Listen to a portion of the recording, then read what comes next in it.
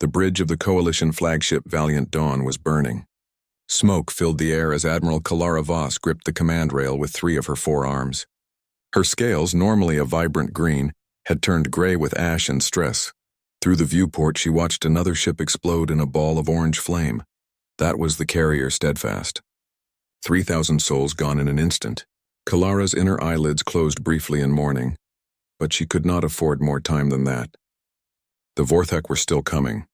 The enemy ships looked like massive insects made of metal and flesh. Each hive ship was 3 kilometers long, covered in bioorganic armor that pulsed like living skin. Thousands of smaller fighters swarmed around them, moving with unnatural coordination. They were all part of one mind, one terrible purpose. Kalara had fought the VoidHFY for 3 years. She had seen 6 worlds fall. She had watched half the Coalition fleet burn in desperate battles across the Orion sector. And now at Kethria Prime, she was watching the rest die. The planet below was already lost. Kethria Prime had been a fortress world, home to billions of Threxians like herself. The evacuation had saved maybe 10% of the population. The rest were down there facing the VoidHFY ground swarms. Kalara did not let herself think about what that meant. Her tactical officer called out damage reports. Half their fleet was gone. The survivors were scattered, trying to cover the last evacuation ships as they ran for the jump point. It was not enough. It was never enough. 3 more ships died in the next 5 minutes. Kalara gave the order she had hoped never to give. Retreat, full withdrawal, save what could be saved. The Valiant Dawn turned away from Kethria Prime. Behind them, the planet's surface was already changing color as VoidHFY biofactories converted everything into more of themselves. In a week, the entire world would be a breeding ground for the swarm.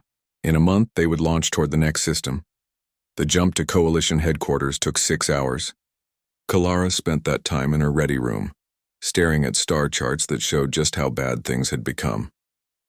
Red markers indicated VoidHFY-controlled systems. There were 17 of them now. Blue markers showed Coalition strongholds. There were only 9 left. She ran the numbers again, though she had already memorized them. At the current rate of loss, the Coalition would collapse in 6 months. Maybe less. They had no reserves, no reinforcements coming. Every species in the Coalition had already committed everything they had. There was nothing left to give. When the Valiant Dawn arrived at Coalition Station, Kalara found the command center in chaos. Council members from a dozen species argued in the main chamber. She could hear them before the doors opened. Fear made people loud. Council Speaker Dren McCoth stood at the center of the chamber. He was old for a Polarian, his feathers more gray than white, his wings too tired to do more than twitch. He had been a diplomat before the war, skilled at finding compromises and building bridges between species. Now he looked like a man watching everything he built burn down. The arguing stopped when Kalara entered. Everyone knew what her presence meant. Kethria Prime had fallen. She gave her report in a flat voice. Ship losses, casualty estimates, refugee numbers. The facts were bad enough without adding emotion. When she finished, the chamber was silent. Speaker McCoth asked the question everyone was thinking. How much longer could they hold? Kalara pulled up a projection on the main display. Lines and numbers filled the screen, but the conclusion was simple. 6 months. Maybe 4 if the VoidHFY committed more hive ships to their next offensive. The Coalition would run out of ships, out of soldiers, out of worlds to defend. A Zentari counselor demanded to know if there were any options left. Any allies they had not contacted. Any weapons they had not tried. Kalara shook her head to all of it. They had called for help from every known civilization. Most had closed their borders and hoped the VoidHFY would not come for them next. The few that wanted to help had nothing to give. The room fell into despair. Some counselors began talking about evacuation plans, about saving what populations they could and abandoning the sector entirely. Others spoke of last stands, of dying with honor rather than running. No one had any real solutions. Then the door opened again. A human walked in. Kalara had seen humans before, though not many. They were a relatively young species, barely 2 centuries into space travel. They had a few colonies on the edge of Coalition space, but mostly kept to themselves. Nice enough people, creative and friendly, but not particularly powerful. Their ships were small, their military modest at best. This human was young, probably in her late 20s by their standards. She wore a gray uniform that Kalara did not recognize, military in cut but with no coalition insignia. Her dark hair was pulled back tight, and a scar ran down the left side of her face from temple to jaw. Her eyes were hard in a way that spoke of experience beyond her years. She walked to the center of the chamber without asking permission. Her name, she said, was Commander Lisa Grant of the Earth Defense Force. She had a message for the Council. Speaker Makoth looked confused. The Earth Defense Force? Humanity barely had a unified government, let alone a significant military. He asked what message could possibly be relevant at a time like this. Grant reached into her jacket and pulled out a small data chip. She held it up for everyone to see, then walked to the main console and plugged it in. The display flickered and changed. A hologram appeared above the chamber floor. It showed another human, older, with silver hair and a uniform covered in medals and rank insignia. His face was weathered, but his eyes were sharp and clear. The hologram spoke. This was Fleet Admiral Jake Morrison, commander of the Earth Defense Force First Fleet. He had a message for the Coalition of Free Worlds. Humanity was aware of the Vorthak invasion. They had been watching it unfold for 3 years. In fact, they had known about the Vorthak threat for much longer than that. 30 years ago, human deep space probes had detected the Vorthak in their home territory, thousands of light years away. They had studied the swarm, analyzed their behavior, and reached a troubling conclusion. The Vorthak were coming. Not just to the Orion sector. They were expanding in all directions, consuming everything in their path. Eventually, they would reach human space. It was not a question of if, but when. So humanity had made a decision. They had gone silent. They had pulled back from coalition space and closed their borders. And they had built a fleet. For 30 years, every resource humanity could spare had gone into preparation. They had built shipyards in deep space. They had developed new weapons, new engines, new tactics. They had trained soldiers and pilots and engineers. They had turned their entire civilization into a war machine. All in secret, all for this moment.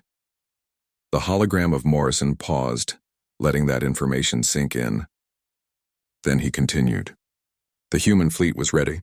200 warships built specifically to fight the Vorthak. They were not coming to save the coalition out of charity or pity.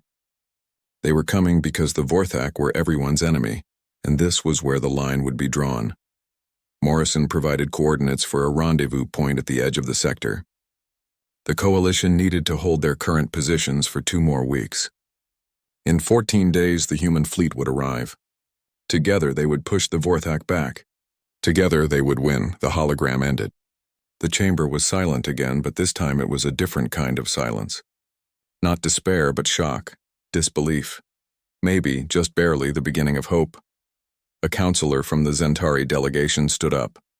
His voice was sharp with skepticism. How could humanity have built such a fleet in secret? Why had they not helped sooner? And even if this fleet existed, what made them think 200 human ships could make any difference against the Vorthak? Grant turned to face him. Her expression did not change. She explained in a calm voice that humanity had remained silent because they needed time to prepare properly. Rushing in with half-finished ships and untrained crews would have accomplished nothing except adding more bodies to the count. As for making a difference, the counselor was welcome to doubt. In 2 weeks, he would see for himself. Kalara studied the human commander carefully. There was no boasting in her words, no false bravado. Just a quiet confidence that was somehow more convincing than any grand speech would have been. Grant believed what she was saying. She had seen whatever humanity had built, and she believed it would work. Speaker Makoth asked the practical question. Could the coalition hold for 2 weeks? He looked at Kalara for the answer. Kalara pulled up tactical displays. They would need to consolidate their remaining forces, abandon some outlying positions, and concentrate everything on defending the core systems. It would be difficult. Ships were damaged, crews were exhausted, and morale was at its lowest point. But if they pulled back to a tighter defensive line, if they held nothing back, if every ship and every soldier gave everything they had, then yes, they could hold for 2 weeks maybe. The council voted quickly. They had no better options. Orders went out across the fleet to fall back to Helion Station, the last major supply depot in Coalition space. Every available ship would gather there. They would make their stand at Helion and pray that the humans were as good as their word. As the chamber emptied, Kalara approached Commander Grant. She Helion Station hung in the darkness like a dying star. Once it had been a bustling trade hub, home to 500,000 souls from a dozen species. Now it was a military fortress surrounded by the battered remnants of the Coalition fleet. 37 ships, many of them damaged, were all that stood between the Vorthak and total victory. Admiral Kalara Voss stood in the command center, watching sensor displays that showed the enemy approaching. 3 hive ships. Each one carried enough biofighters to overwhelm her entire fleet twice over. They would arrive in 6 hours. The human fleet was supposed to arrive in 9 days. The math was simple and brutal.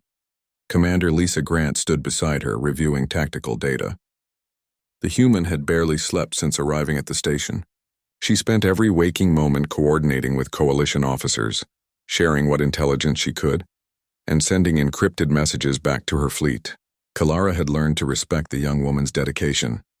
Grant received a message on her personal communicator.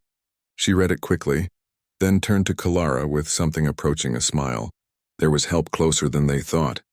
A human ship was already in the sector. The stealth frigate Nightfall, commanded by Captain Ryan Brooks.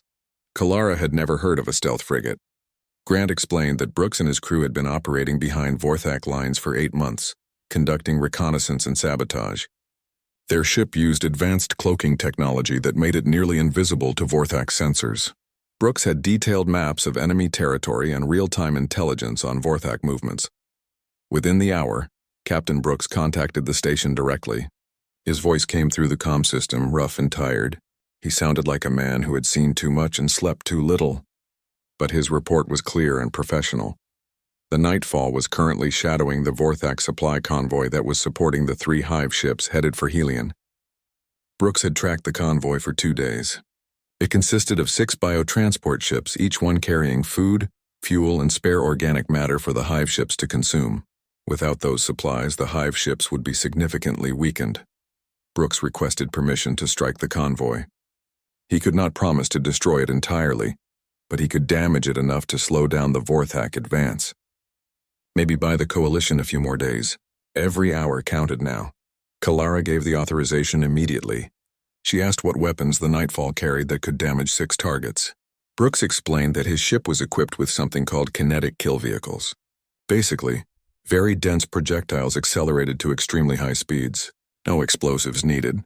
When something hit a target at a significant fraction of light speed, the impact energy was devastating. The attack came 3 hours before the hive ships reached Helion. Brooks positioned the Nightfall perfectly, calculated trajectories with inhuman precision, and fired. The kinetic weapons crossed the distance in seconds. The biotransport ships never saw them coming. 4 transports were destroyed outright, simply torn apart by the kinetic impacts. The other 2 were heavily damaged, leaking biomatter into space. The Vorthak convoy was crippled. More importantly, one of the hive ships immediately changed course to protect what was left of the supply line. That meant only 2 hive ships would hit Helion Station. The Coalition fleet still faced terrible odds, but now they were survivable odds. Kalara felt a surge of gratitude toward this Captain Brooks and his invisible ship. She also felt something else: curiosity. If this was what a single small human vessel could do, what would 200 warships accomplish? The battle for Helion Station began at dawn station time. The Vorthak hive ships emerged from their jump, massive and terrible, and immediately launched their fighters. Thousands of bioorganic craft filled the space around the station like a swarm of locusts. The Coalition fleet moved to intercept. Every ship, every gun, every pilot threw themselves at the enemy with desperate courage. They knew they were buying time with their lives. They knew most of them would not survive to see the human fleet arrive. But they fought anyway. Wing Commander Tesh Craven led the fighter squadrons. He was Zentari, a species known for their aggressive nature and skill in combat. His people had lost 2 worlds to the Vorthak. He took that personally. His fighter wing tore into the Vorthak swarm with reckless fury, trading kill for kill. The battle raged for 6 hours. The Coalition lost 12 ships in that time, but they destroyed countless Vorthak fighters and damaged one of the hive ships badly enough that it withdrew. The other hive ship remained, but its attack had been blunted. The station was holding. That night, in the brief lull between assaults, Kalara held a meeting with her senior officers. Commander Grant was there, along with Wing Commander Craven and several others. They were discussing tactics when Grant received another message from Brooks.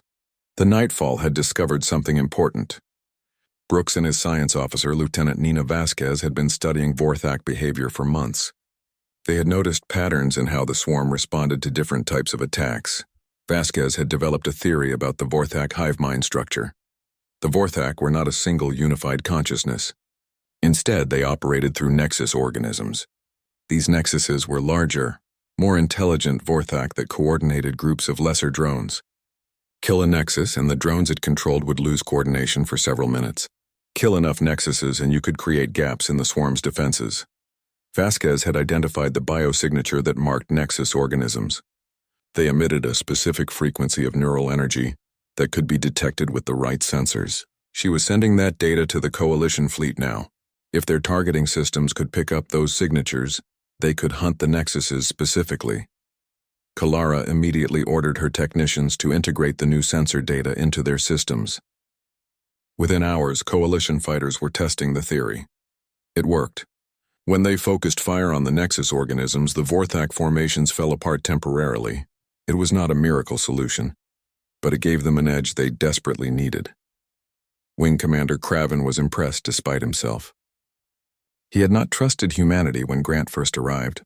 Humans were too young, too inexperienced, but this intelligence from Brooks and Vasquez was solid.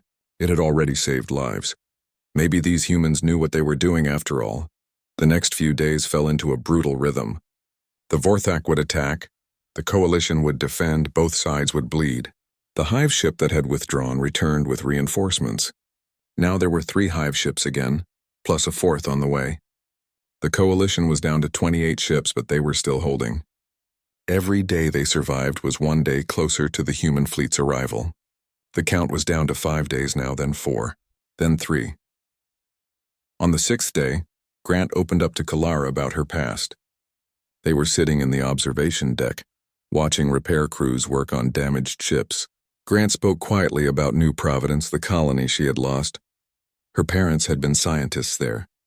Her younger brother had been studying to be an engineer. All gone when the Vorthak came. Grant had been on a supply run to another system when it happened. By the time she got back, New Providence was a hive. She had watched from orbit as Vorthak consumed everything and everyone she loved. She had been 22 years old. That was when she joined the Earth Defense Force. That was when she dedicated her life to preparing for this war. She had spent 8 years training, studying, planning. Everything she did was aimed at one goal: making sure no one else lost their home the way she lost hers. Kalara understood that drive. She had lost her homeworld too. She had watched Threxian cities burn. The pain never really went away. You just learned to use it as fuel, to keep pushing forward when everything else told you to give up. She told Grant about the day Kethria Prime fell, about the billions she could not save, about the weight of command, of being responsible for so many lives and knowing you could not protect them all. Grant listened without judgment. There was a bond forming between them, forged from shared loss and shared purpose. On the 8th day, disaster nearly struck. The 4th Vorthak hive ship arrived, and it brought friends. 7 hive ships now surrounded Helion Station. The Coalition fleet was down to 21 ships. The math had become impossible. Kalara knew they could not hold against 7 hive ships. She began preparing evacuation orders. They would save as many people from the station as possible, then run. It would mean abandoning the defensive line. It would mean the Vorthak would have a clear path to the core systems. But there was no other choice.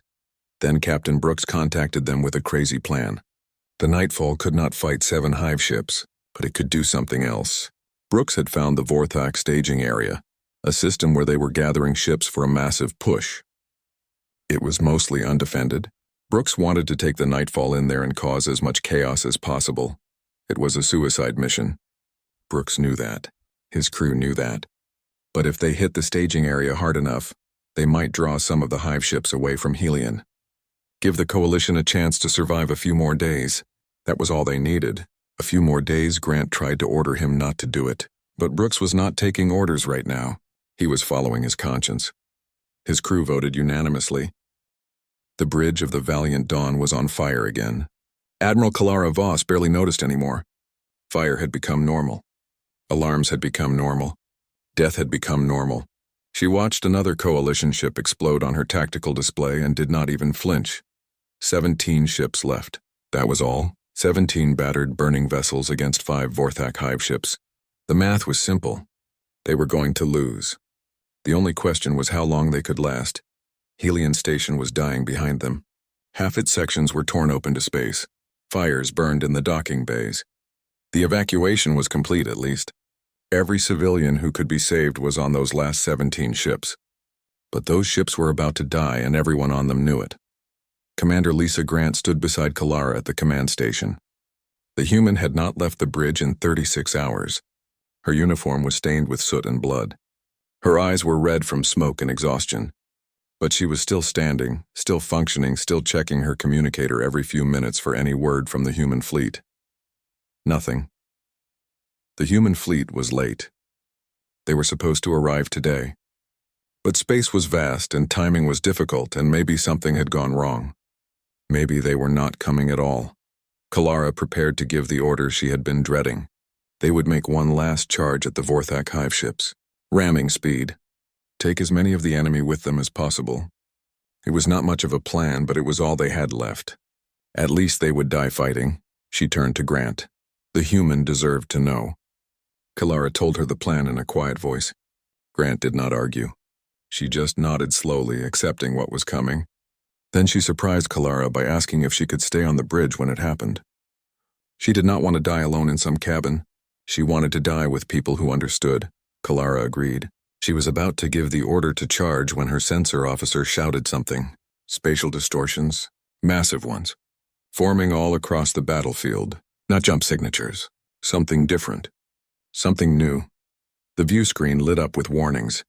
Space itself was tearing open. Wormholes, someone said. Artificial wormholes, dozens of them, opening in perfect formation around Helion Station.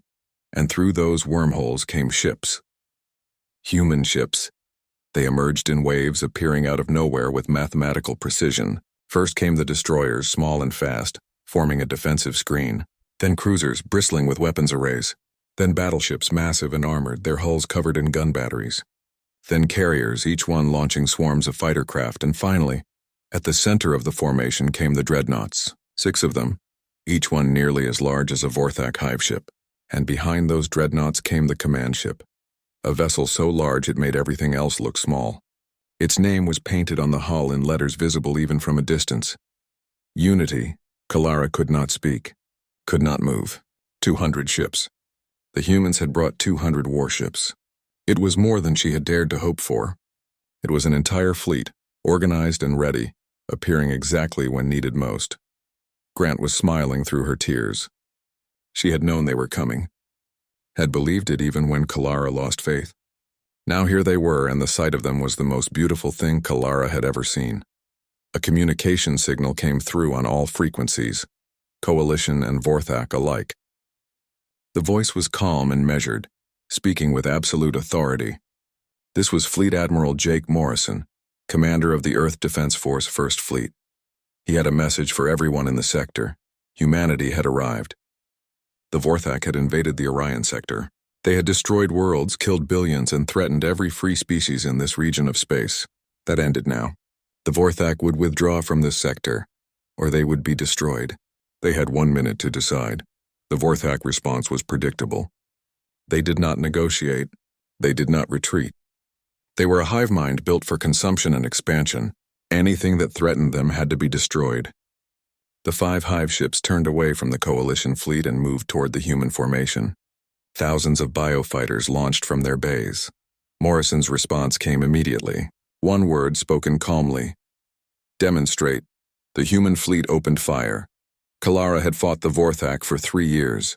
She had seen every weapon the Coalition species could bring to bear. Energy weapons, missiles, kinetic rounds.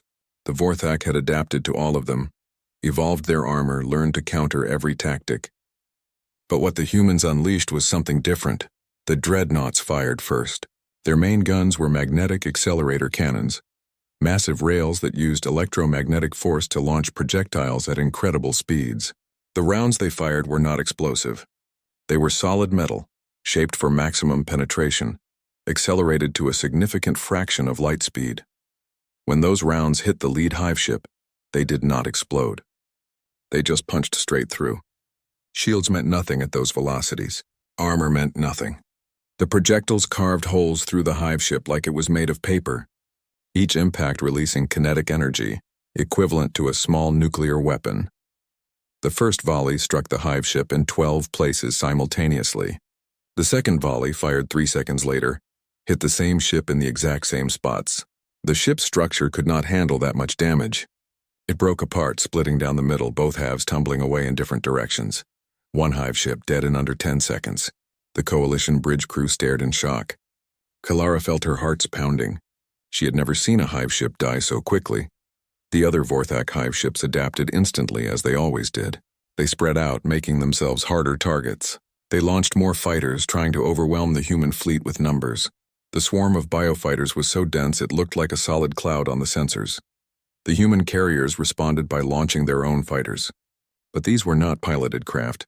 They were drones controlled by artificial intelligence moving with inhuman precision. Each drone was linked to hundreds of others, sharing data and coordinating attacks faster than any organic mind could process. The drone swarms met the VoidHFY fighters in a massive furball of combat.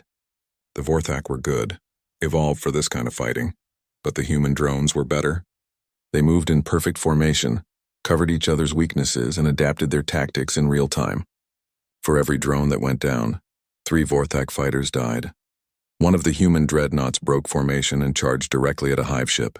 Kalara thought it was a ramming attack at first, but then the dreadnought opened fire with every weapon it had, not at the hive ship itself, but at the space around it.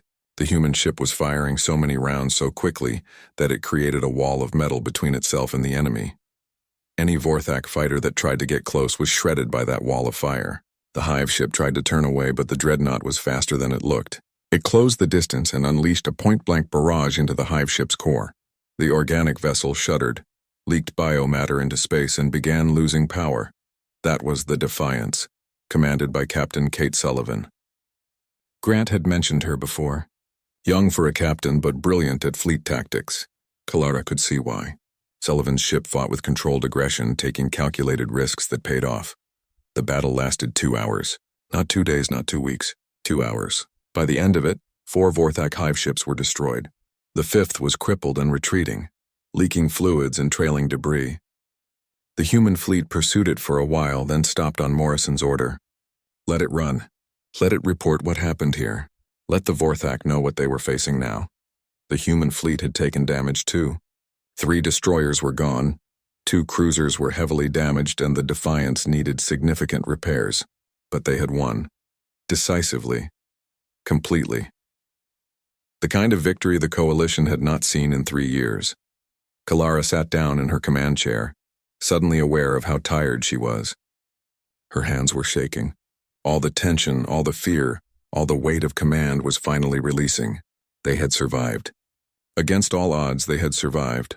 Morrison sent a communication directly to the valiant Dawn.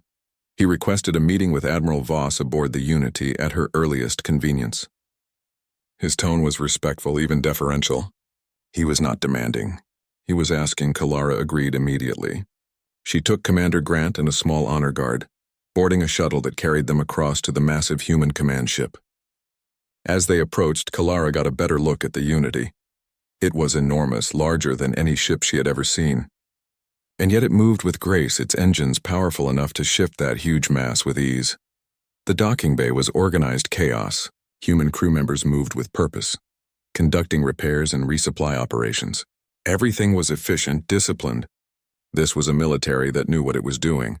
Fleet Admiral Morrison met them personally. He was older than Kalara expected, his hair silver white, his face lined with age. But his eyes were sharp and his posture was straight. This was a man who had carried heavy responsibilities for a long time and had not broken under the weight. He greeted Kalara with a salute, then offered his hand in the human gesture of respect. Kalara took it, feeling the strength in his grip. Morrison spoke simply. He apologized for being late. They had pushed their engines as hard as they could, but the distance was vast. He was sorry. The War Council met in the largest conference room aboard the Unity.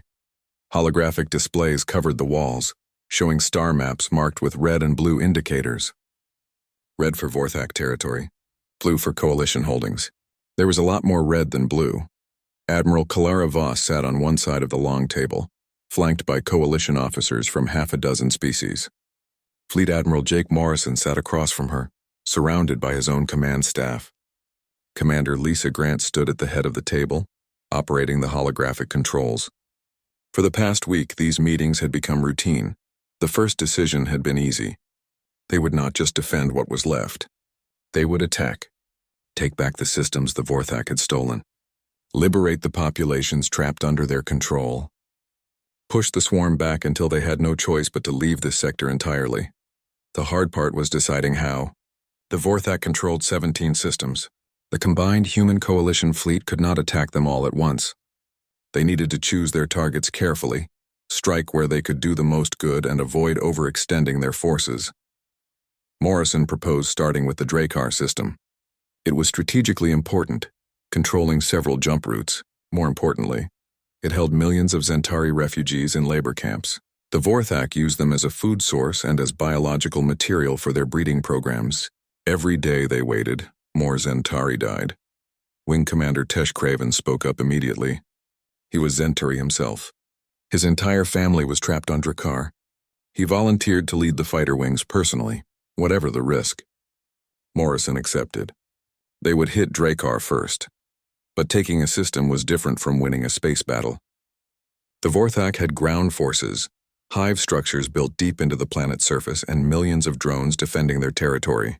The fleet could provide orbital support, but someone would have to go down there and dig the Vorthak out.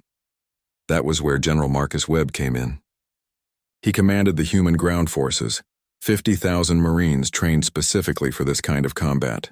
Webb was a big man with a scarred face and a calm demeanor that hid an iron will. He had spent years studying Vorthak hive structures and knew how to break them. Webb explained his plan. The Marines would deploy in powered armor, mechanical suits that enhanced strength and provided heavy protection. They would use drilling equipment to breach hive structures from multiple angles simultaneously, overwhelming the Vorthak's ability to respond.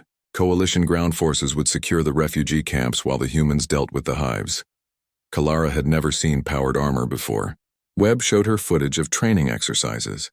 Human soldiers in bulky metal suits moving with surprising speed, carrying weapons that looked like they belonged on vehicles. One Marine could take on a dozen Vorthak drones and win.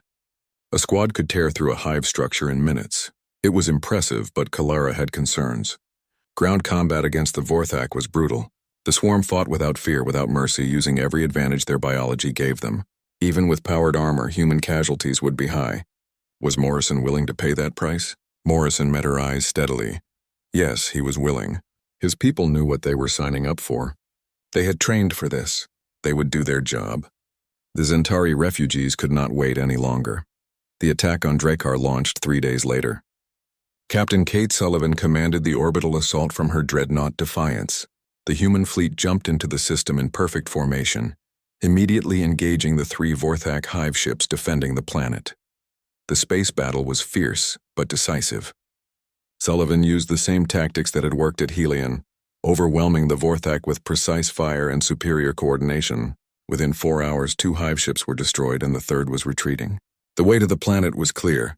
General Webb's Marines deployed immediately. Hundreds of drop pods fell through the atmosphere like meteors, each one carrying a squad in powered armor. They hit the ground hard, forming up quickly, and advanced on the Vorthak positions with mechanical precision. Kalara watched from orbit as the assault unfolded. The Marines moved like a wave of metal, smashing through Vorthak defensive lines. Their weapons tore apart bioorganic structures. Their armor shrugged off attacks that would have killed unprotected soldiers. They were unstoppable, but the Vorthak adapted quickly. They always did. Swarms of warrior drones emerged from underground tunnels, attacking from unexpected angles. Some carried bioacid that could eat through armor. Others exploded on contact, sacrificing themselves to damage the enemy. The Marines took casualties. Colonel Ben Carter led the assault on the primary hive structure. He was a veteran of dozens of combat drops, famous among the Marines for his dark humor and reckless courage. His squad breached the hive's outer shell using plasma cutters, then fought their way into the organic corridors inside. The fighting inside the hive was nightmare fuel. Narrow passages, Dim lighting, enemies coming from every direction. The Vorthak had every advantage in that environment, but the humans had something the Vorthak did not understand. They had anger. They had seen what the Vorthak did to captured populations. They had seen the labor camps. And they were not going to stop until every last drone was dead. Carter's squad placed demolition charges at the hive's core, a massive bio-organic computer that coordinated all the drones in the region. When those charges detonated, the entire hive structure collapsed. Thousands of Vorthak drones lost coordination instantly, becoming easy targets for the Marine squads outside. Meanwhile, Coalition ground forces secured the refugee camps. What they found there was horrifying. The Zentari had been kept in cages, starved and tortured, used as test subjects for Vorthak biological experiments. Millions were dead, but millions more were still alive, and now they were free. Wing Commander Craven was among the first to reach the camps. He found his sister there, barely alive but breathing. He carried her to a medical shuttle personally, tears streaming down his face. Later, when Kalara spoke with him, he could barely form words. He just kept saying thank you over and over. The liberation of Drakkar took 4 days. When it was done, the Vorthak presence on the planet was completely eliminated. But the victory had cost 300 human Marines and twice that many Coalition soldiers. General Webb held a memorial service for the fallen, speaking about duty and sacrifice and the price of freedom. Some Coalition counselors questioned the cost. 300 Marines dead to save a few million Zentari. Was it worth it? Could they afford to take such losses at every system? If this continued, the human fleet would be bled dry before they ever reached the Vorthak home territory. Commander Grant addressed the council directly. Her voice was cold with anger. Those Marines knew what they were fighting for. They knew the risks. They went anyway because that was what soldiers did. They protected the weak. They stood against evil. They died so others could live. If the council did not understand that, then they did not understand humanity. Morrison supported her. He explained that humanity had learned warfare through centuries of conflict. They had fought wars of conquest and wars of survival. They had learned that some things were worth dying for. Freedom was one of those things. They would not abandon people to the Vorthak just to preserve their own numbers. The debate continued, but something else was happening behind the scenes. Dr. Helen Cross, a human xenobiologist, had been studying Vorthak prisoners and dead specimens from the Drakkar campaign. She made a breakthrough that changed everything. Cross discovered what Lieutenant Nina Vasquez had theorized months ago. The Vorthak hive mind was not truly unified. It operated through nexus organisms that coordinated groups of drones. Cross had identified these nexuses before, but now she found something more. There was a queen nexus, a single organism that commanded all the others. Kill the queen and the entire Vorthak presence in this sector would collapse. The swarm would not die, but it would lose coordination. The hive ships would become vulnerable. The invasion would fail. Cross presented her findings to the War Council. She had tracked the neural signature of the queen nexus to a specific location, a massive Vorthak vessel deep in enemy territory, protected by over 30 hive ships. It was the command center for the entire invasion. The Vorthak queenship. Morrison studied the data carefully. This changed the strategic picture completely. They could spend months liberating systems one by one, taking heavy casualties at each. Or they could strike at the queenship directly, end the invasion in a single decisive battle. It would be risky. More than risky. It would be the most dangerous operation of the war. The queenship was defended by everything the Vorthak had left. Getting to it would require fighting through massive enemy forces, and if they failed, the fleet would be destroyed and the sector would fall. But if they succeeded, the war would be over.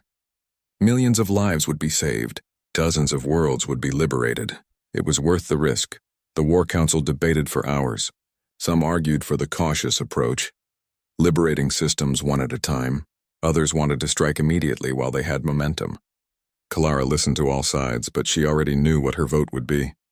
She had lost too much already. Her homeworld, half her fleet, countless friends and colleagues. She was tired of fighting defensive battles, tired of...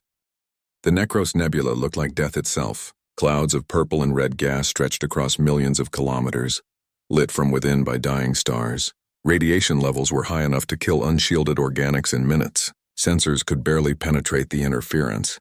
It was the perfect place to hide something you never wanted found. The combined fleet emerged from their jump at the nebula's edge. 200 human warships and 30 coalition vessels. Every one of them ready for battle. This was everything they had. If they lost here, there would be no second chance. Admiral Kalara Voss stood on the bridge of the Valiant Dawn, studying sensor readings that barely functioned. Somewhere in that nebula was the Vorthak Queen ship, protected by at least 30 hive ships. They would have to fight their way through all of them to reach their target. Fleet Admiral Jake Morrison's voice came through on the command channel. He gave a brief speech to all ships. They had come a long way together. Human and coalition. Different species but united in purpose. Today they would end the Vorthak threat. Today they would take back what was stolen. Today they would win. The fleet split into 3 groups as planned. Morrison commanded the main force, heading straight into the heart of the nebula. Kalara led the flanking group, using the gas clouds as cover to approach from an unexpected angle. Captain Kate Sullivan took the Defiance and 5 other dreadnoughts to high orbit, positioning for long-range fire support. And somewhere among Morrison's ships, hidden in a stealth shuttle, Commander Lisa Grant prepared for the most dangerous mission of her life. She would infiltrate the Queen ship, find its core, and destroy it from within. Her team consisted of 12 Marines, all volunteers, all knowing they probably would not come back. The Vorthak detected them quickly. Even in the nebula's interference, a fleet this size could not hide. The hive ships moved to intercept, their bioorganic hulls pulsing with energy. Thousands of fighters launched, filling the space between the fleets with a swarm of living weapons. The battle began with a thunderous exchange of fire. Human magnetic accelerators fired streams of metal into Vorthak formations. The hive ships responded with bioplasma weapons that burned through shields and armor. Ships on both sides started dying immediately. Morrison's main force pushed forward aggressively, accepting damage to maintain momentum. The human dreadnoughts took massive punishment but kept firing, their heavy armor holding against the Vorthak assault. Coalition cruisers provided support, their energy weapons targeting the Vorthak fighter swarms. Kalara's flanking force struck from the side, catching 3 hive ships by surprise. Her ships concentrated fire on a single target, overwhelming its defenses and punching through its core. The hive ship exploded in a burst of biomatter and energy. First blood to the coalition, but the Vorthak adapted quickly. They always did. The remaining hive ships repositioned, creating overlapping fields of fire that made it impossible to approach without taking heavy damage. More fighters swarmed in, targeting damaged ships and finishing them off. The human fleet was taking serious losses. Sullivan's dreadnoughts opened fire from long range. Their massive guns could reach across the entire battlefield, dropping kinetic rounds onto Vorthak positions with devastating accuracy. 2 more hive ships were crippled by the barrage, their hulls torn open by impacts they never saw coming. In the chaos of battle, Grant's stealth shuttle slipped through the fighting. She piloted it personally, weaving between explosions and debris using every scrap of cover the nebula provided. The Vorthak sensors could not detect her ship. To them, she was just another piece of floating wreckage. The Queen ship came into view. It was enormous, easily 5 times larger than any normal hive ship. Its surface was covered in organic structures that pulsed with neural energy. This was the brain of the entire invasion. Kill it, and everything else would fall apart. Grant guided her shuttle toward a breach in the Queen ship's hull, damage from an earlier skirmish that had never been fully repaired. She slipped inside, landing in a corridor that was more biological than mechanical. The walls were made of living tissue, warm to the touch and covered in veins that pulsed with alien fluids. Her team moved quickly and quietly. Colonel Ben Carter led the Marines, his powered armor adapted for stealth operations. They had studied the layout of Vorthak ships for months, knew where the core would be located. They just had to reach it before the swarm realized they were there. Outside, the battle was reaching its climax. Morrison's force had pushed deep into the Vorthak formation, but they were surrounded now. Hive ships on all sides, fighters swarming like insects. Human ships were burning, coalition vessels were dying. They were giving everything they had, buying time for Grant to complete her mission. Kalara's flagship took a direct hit from a bioplasma weapon. The Valiant Dawn shuddered, alarms screaming, systems failing.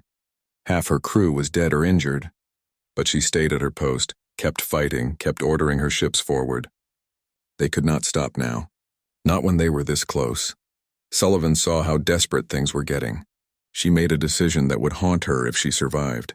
She ordered the Defiance to charge directly into the VoidHFY lines. A dreadnought was not meant for close combat, but Sullivan did not care about doctrine right now. She needed to draw fire away from Morrison's forces. The Defiance plowed through the VoidHFY formation like a battering ram, its thick armor taking incredible punishment. Sullivan fired every weapon she had, tearing apart hive ships at point-blank range.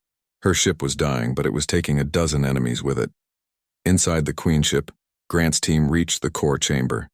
It was massive, a cathedral of living flesh and neural tissue.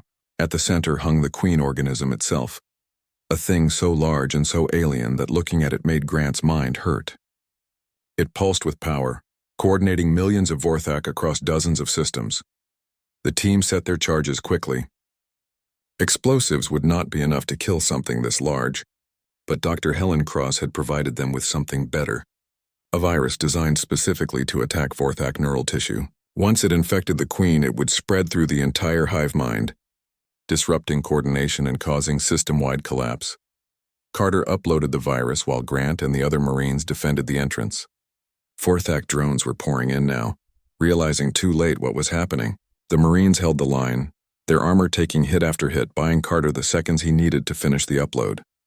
The virus activated. The Queen organism convulsed, its neural network lighting up with pain signals. The effect was instantaneous. Across the entire battlefield, VoidHFY ships suddenly lost coordination. Fighters stopped moving in formation. Hive ships slowed their responses. The swarm was breaking apart. Morrison saw his chance. He ordered every ship to concentrate fire on the Queen ship. If they could destroy it completely, the VoidHFY would never recover. Human and coalition vessels unleashed everything they had left, pouring fire into the massive organic vessel. Inside, Grant knew they were out of time. The Queen ship was tearing itself apart, the virus causing uncontrolled reactions in its biological systems. She ordered her team to run. Carter and the Marines moved toward the shuttle, but Grant hesitated. She looked at the dying Queen organism and felt a moment of satisfaction. This was what she had been fighting for. This moment. This victory. Then the ceiling collapsed. Grant was thrown to the ground, her armor taking the impact. She tried to stand but could not move. Something heavy was pinning her legs. The others were too far ahead to hear her calls. She was trapped. Carter realized she was missing. He turned back, fighting through falling debris to reach her. He found Grant trapped under a collapsed support structure. Without hesitation, he lifted the debris with his powered armor, pulling her free. They ran together toward the shuttle as the ship disintegrated around them. They reached the shuttle just as the core chamber exploded. Carter threw Grant inside and jumped in after her. The shuttle launched immediately, flying through corridors that were collapsing into chaos. Grant piloted with one hand while Carter sealed a breach in the hull with emergency foam. They burst out of the Queen ship just as it began to explode. Morrison had seen them coming and ordered all ships to pull back. The Queen ship detonated in a massive burst of energy and organic matter. The explosion so powerful it destroyed 5 nearby hive ships and damaged a dozen more.